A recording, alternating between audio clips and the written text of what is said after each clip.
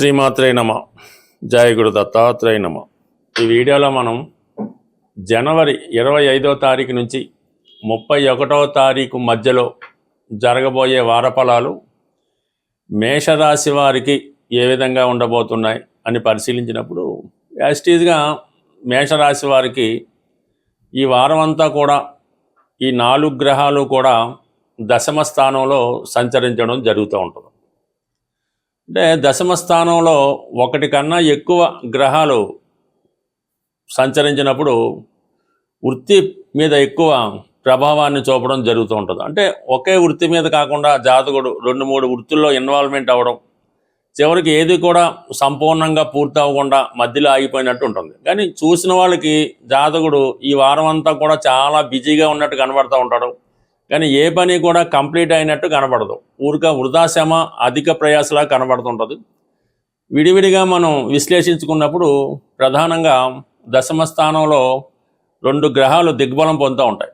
ఒకటి కుజుడు, ఒకటి రవి. అంటే దశమ స్థానంలోకి ఈ గ్రహాలు వచ్చినప్పుడు ఆ గ్రహం ఉచ్చులో ఉంటే ఎటువంటి ఫలితం ఇస్తుందో అటువంటి ఫలితం ఇవ్వడం జరుగుతూ ఉంటుంది. ఇప్పుడు ప్రధానంగా కుజుడు దశమ స్థానంలో ఉచ్చక్షేత్రంలో దిగ్బలుడై పొందడం వల్ల జాతకుడికి ఇప్పుడు ఈ రుచిక మహాపురుష యోగం అనే పంచమహాపురుష యోగం అమల్లోకి వస్తుంటుంది. దానివల్ల జాతకుడిలో నాయకత్వ లక్షణాలు పెరుగుతూ ఉంటాయి. ఏదైనా సమర్థవంతంగా సాధించగలడు.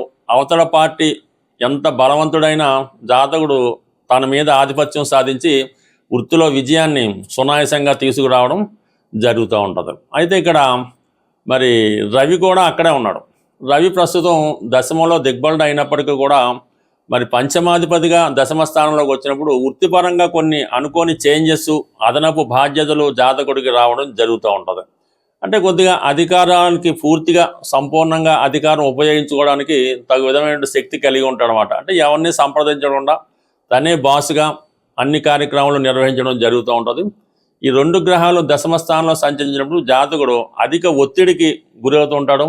తొందరగా కోపానికి గురవుతుంటాడు. చాలా అసహనానికి ఫీల్ అవుతూ ఉంటాడు.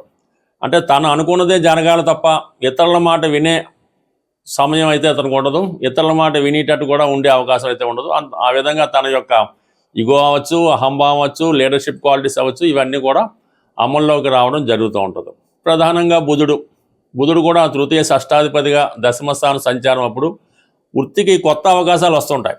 ప్రస్తుతం ఉన్నటువంటి ఆదాయంతో పాటు అదనపు ఆదాయం పెంచుకునే విధంగా కొన్ని కొత్త అవకాశాలు రావడం జరుగుతూ ఉంటుంది. దాన్ని చాలా వరకు జాతకుడు ఉపయోగించుకుంటే అది కొన్నాళ్ళ పాటు కంటిన్యూగా ముందుకెళ్లే అవకాశం ఉంటుంది.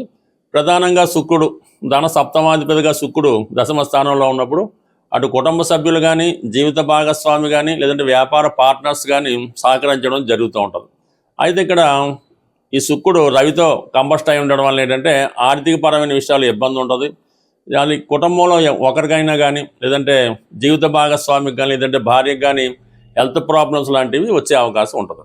అయితే ఇది ప్రధానంగా మీరు స్త్రీ అయి ఉంటే కంపల్సరీగా మీకు చాలా వరకు ఉద్యోగ అవకాశాలు రావడం జరుగుతుంటుంది. పని ఒత్తిడి అధికంగా ఉంటుంది.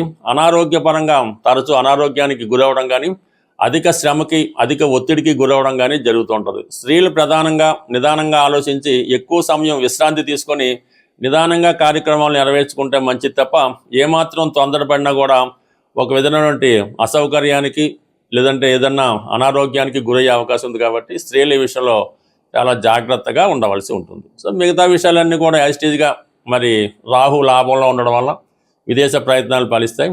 శని వ్యయ స్థానంలో సొంత నక్షత్రం మీద సంచరించడం వల్ల పెట్టుబడి పెట్టే విషయంలో జాగ్రత్తగా ఆలోచించి నిర్ణయం తీసుకోవాల్సి ఉంటుంది. ఈ సమయంలో పెట్టినటువంటి ఇన్వెస్ట్మెంటు తిరిగి రావడానికి చాలా సమయం పట్టే అవకాశం ఉంది. కాబట్టి ఏదైనా స్థిరాస్తి సంబంధించిన విషయాల్లో పెట్టుబడి పెట్టడం మంచిది. గురువు 3వ స్థానంలో కూడా స్వక్షేత్ర సంచారం వల్ల మరి ఏదన్నా పుణ్యక్షేత్రాన్ని దర్శించడం కానీ, ఒక దూర ప్రాంత ప్రయాణం ఈ వారంలో చేయడం కానీ జరిగే అవకాశం ఉంటుంది. సాధారణంగా ఈ వారఫలాలు ఫాలో అవుతున్నవారు, పరిశీలిస్తున్న వారికి చాలామందికి ఒక సందేహం అన్నది రావడం జరుగుతుంది. మీరు చెప్పినవన్నీ నిజంగా జరుగుతాయా, లేదా కాలక్షేపాన్ని చెప్తున్నారా, మీకు నిజంగా పాండిత్యం ఉందా, ఇలాంటి అనేక సందేహాలు ఈ ప్రేక్షకులకి రావడం జరుగుతుంది. ఏదైనా గ్రహాల స్థితి ఆధారంగా ఈ ఫలితాలు చెప్పడం జరుగుతుంటుంది. అయితే అవకాశం ఉందా లేదా అన్నది వారు పుట్టినప్పుడు ఉన్నటువంటి జన్మ జాతకం బట్టి ఉండడం జరుగుతూ ఉంటుంది.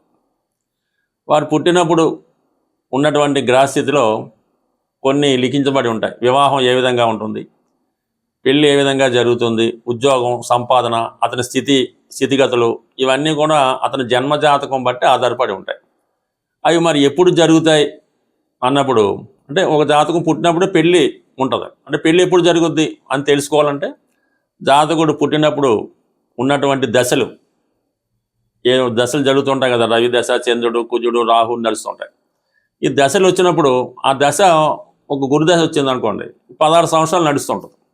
ఈ 16 సంవత్సరాలు ఎప్పుడు అవుతుంది అంటే దానికి మళ్ళీ అంతర్దశ ఉంటుంది. ఆ అంతర్దశ మళ్ళీ 2 సంవత్సరాలు 3 సంవత్సరాలు ఉంటుంది.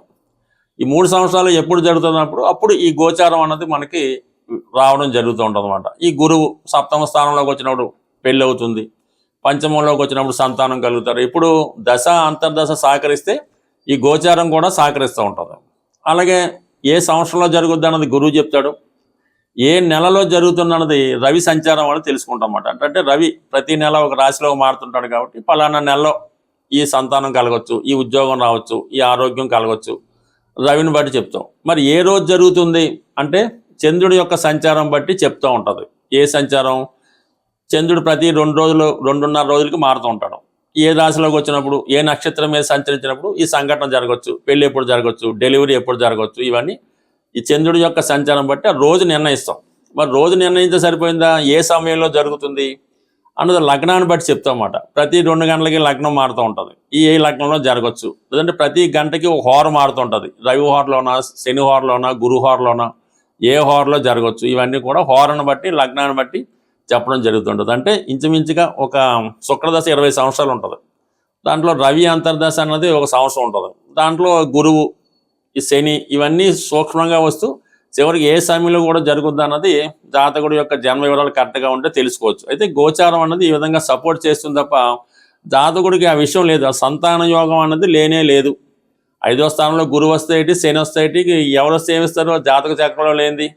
అలాగే ఉద్యోగం, జాతక చక్రంలో ఉద్యోగం ఉంటే ఉద్యోగం వస్తుంది, లేనిది అయితే రాదు. ఇవన్నీ కూడా కేవలం గోచారం అన్నది మీ జన్మ జాతకంలో ఉన్నవి ఎప్పుడు జరుగుతుందని చెప్పడానికి ఉపయోగపడతాయి. అవి ఉంటేనే మీకు జరుగుతాయి, లేనప్పుడు జరిగే అవకాశం అయితే లేదు.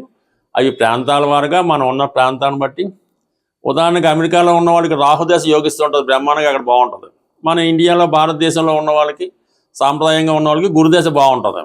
ఈ విధంగా ప్రాంతాన్ని బట్టి కూడా మారడం జరుగుతుంటుంది. కాబట్టి బట్ ఏదైనా మనం ప్రతి దినచర్య ప్రకారం రోజు దైవ ప్రార్థన చేసుకోవడం, పర్టికులర్గా ఇది మాఘమాసం కాబట్టి ఈ మాఘమాసం అన్నది కృష్ణమూర్తి అంటే విష్ణు భగవానుడికి, కృష్ణుడికి ఇష్టమైనవి కాబట్టి ఈ మాఘమాసంలో వీలైతే ప్రతిరోజు నెలకొకసారి లేదంటే వారంకి ఒకసారి ఏదైనా వెంకటేశ్వర స్వామి టెంపుల్లో, సత్యనారాయణ టెంపుల్లో ఏ టెంపుల్ని దర్శించడం, వీలైతే విష్ణు సహస్రనామం, అంతగా కుదరకపోతే మరి వెంకటేశ్వర స్వామి గోవిందనామాలు ఏదో ఒకటి చేసుకోవడం, కనీసం శనివారం అన్న నియమంగా ఉండడం, ఏదో ఒక పుణ్యనది స్నానం చేయడం, ఏది మీకు వీలు అంటే ఏది అది సాంప్రదాయంగా పెద్దలు నిర్ణయించే ప్రకారం ఏదో ఒక పుణ్య కార్యక్రమం చేయడం వల్ల మన జాతకంలో ఉన్నటువంటి పాపకర్మలు నశించి కొత్తగా జీవితాన్ని ముందుకెళ్ళడం బాగుంటుంది. ఏదైనా ఒక పూర్వపుణ్యం కూడా మన జాతకంలోనే ఉంటుంది. గత జన్మలో వీడు ఏం చేసాడు అన్నది కూడా అందులో ఉంటుంది. అది మంచిగా ఉంటే ఈ జన్మలో అనుభవిస్తాం. అసలు పూర్వపుణ్యమే లేనప్పుడు ఈ జాతకం ఎలా బాగుంటుంది? ఇవన్నీ కూడా జన్మ జాతకం బట్టి ఆధారపడి ఉంటుంది తప్ప గోచారం అన్నది కేవలం ఆ టైం టేబుల్ లాగా జరుగుతుందా లేదన్న చెప్తూ ఉంటుంది. అది మీ జాతకంలో ఉంటేనే జరుగుతుంది కాబట్టి జాగ్రత్తగా గమనించండి. బట్ ఏదైనా ప్రతి నెగిటివ్ని మీరు పాజిటివ్గా మార్చుకోవచ్చు. అది కేవలం మీ వల్ల, మీ సంకల్పం వల్ల మాత్రమే జరుగుతుంది తప్ప ఎవరికో డబ్బులు ఇచ్చి జపాలు చేయించి పూజలు చేయించినా జరగదు, ఉంగరాలు పెట్టుకున్నా జరగదు. ఏం చేసినా కూడా మీ యొక్క వ్యక్తిగత ప్రయత్నం, కఠోరమైనటువంటి దీక్ష, శాస్త్రాల మీద అపారమైన నమ్మకం ఉన్నప్పుడు మాత్రమే మీరు ఎంత చెడు కర్మ మీ జాతకంలో ఉన్న దాన్ని మంచిగా మార్చుకోవచ్చు. ఈవెన్ ఆయుష్ కూడా మీరు మీ చర్యల ద్వారా పెంచుకోవచ్చు, అలాగే మీ చర్యల ద్వారా తగ్గించుకోవచ్చు. ఏదైనా అది మీ చేతుల్లోనే ఉంటుంది తప్ప మీ జీవితాన్ని ఎవడు కూడా మీరు ఎంత ధనం పోసినా కూడా మార్చలేరు. కేవలం దైవ బలంతో మాత్రమే మార్చుకోవడానికి అవకాశం ఉంటుంది. స్వస్తి.